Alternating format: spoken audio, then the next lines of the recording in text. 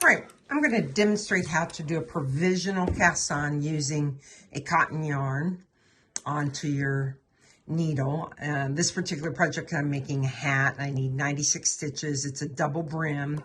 And so therefore, we do a provisional cast on, which uses like a waste yarn that then you actually will remove, that you can keep the stitches live so that you can fold the brim up and then knit them together. So you make a slip knot, just a regular slip knot over a crochet hook. I'm using a DK weight yarn. I highly recommend cotton. This is Rowan's Summer Light DK because cotton doesn't have the little fibers that wool does. And sometimes I've done it where I've used a wool yarn and then the fibers kind of adhere to each other. So I always use a cotton, and I'm going to be using that blue yarn behind here. And so I want to do something that is a different color. And then I'm to use a 5 to knit the brim, a US 5. And so what I like to do is I tension my cotton yarn. I am a continental knitter, and so I do tension my cotton yarn like I would if I were knitting, which is around the pinky, under 2 and over 1. And then everything I do is vertical. So I hold my needle vertical, I hold my crochet hook. Yes, this is an E crochet hook. You want to use a crochet hook that is similar in size to the yarn or to the needle that you're going to be using. Just get it close, don't sweat it. And then you put your slip knot on your crochet hook. You put the working cotton yarn behind the needle vertically, and then you dip over and grab the cotton yarn and pull it through to make a stitch. And that's your very first stitch. And then you would tighten that up. Then you take the cotton yarn and you put it behind and you dip over and pull the stitch through. Behind, dip over, pull the stitch through. And you notice I'm not tightening down on my right hand stitches here. And I am creating a nice little chain. So dip over, pull through, and behind. Now there are some different ways to do a crochet provisional cast on. I will tell you that I have found this one to be the easiest to take out.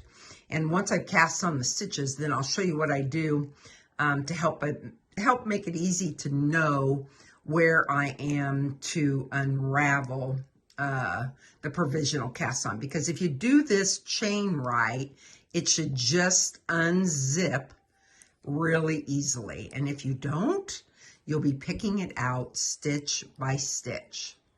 So that is how I do my provisional cast on.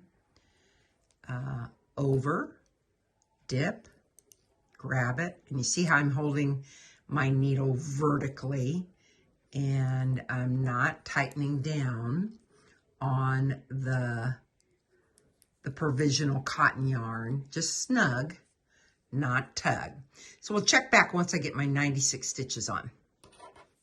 All right, I've got my 96 stitches on here, and what you want to do before you cut your yarn is you'll want to just do a crocheted chain here, not on the needle, but just through the loop that's left. So there's 1, 2, 3, 4, 5, 6, like that. Then I pull that out, and I like to put a locking stitch marker in here, kind of the light bulb stitch markers, and I put that there, and then I tighten it up, and then that will tell me when I'm ready to unzip that this is the end that I start with. It just is a nice little reminder. And then you would trim your yarn, and with most provisional cast-ons, then what you would do is you pick up your yarn that you're going to use, and you would just knit right into that that stitch that you cast on, just as you would introduce like a new yarn. So you just go into the provisional stitch, cast and knit across to knit your 96 stitches, join to work in the round, and then go ahead and get going. So this pink yarn then will be taken out after I knit whatever it calls for on my brim, and that's how we keep the blue stitches live, by then removing the pink provisional cast on. One other thing I would mention is knit the plain row. Oftentimes your hat pattern will ask for a knit purl, knit purl. That makes it difficult to pull this provisional out. It's not going to hurt to have one knit row, because you're going to pick that up and join it in the brim. You won't even notice it. So go ahead and do a plain knit row. And now I'm ready to start my knit one, purl one pattern for the hat.